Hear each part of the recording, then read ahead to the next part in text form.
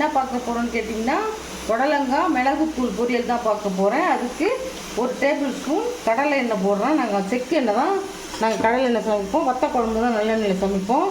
இப்போ எண்ணெய் காஞ்சிடுச்சு. 1 ஸ்பூன் கடுகு,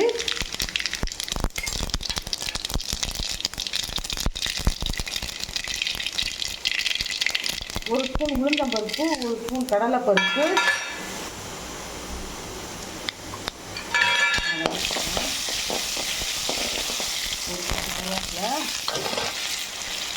ஒரு கை வெங்காயம், ஒரே ஒரு பச்சை மிளகாய்,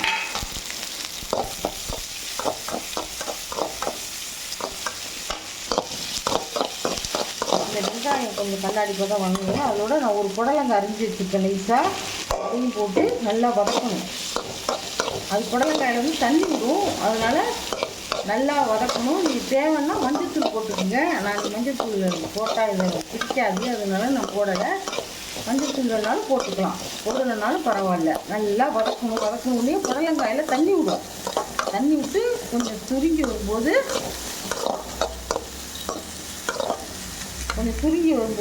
லைட்டாக தண்ணி ஊற்றிக்கணும். கொஞ்சமாக ஊற்றிக்கணும், மூழ்கிற அளவு ஊற்றக்கூடாது. கொஞ்சமாக ஊற்றி தேவையான உப்பு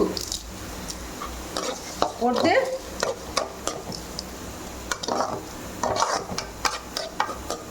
புடலங்காய் பொசுக்குன்னு சீக்கிரம் வந்துடும்.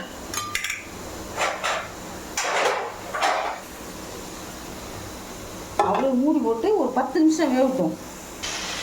இப்போ பாருங்கள், புடலங்காய் அப்படி பச்சையாகவே இருப்பாங்க. ரொம்ப தண்ணி ஊற்றுனீங்கன்னா அந்த பச்சை நேரம் மாறி போயிடும். இப்போ என்ன அடுத்தது என்ன பண்ணுன்னு கேட்டிங்கன்னா, சும்மா ஒரு 1/4 ஸ்பூன் 1/2 ஸ்பூன் தேங்காய் தூள் போட்டு நல்லா பரட்டி விடணும். இப்படி பொலன்னு போடுங்க. இந்த மாதிரி பரட்டி அடுப்பு ஆஃப் பண்ணிடுங்க. இந்த ரெசிபி உங்களுக்கு பிடிச்சிருந்ததுன்னா ஷேர் பண்ணுங்கள், லைக் பண்ணுங்கள், சப்ஸ்கிரைப் பண்ணுங்கள். தேங்க்யூ, பாய்.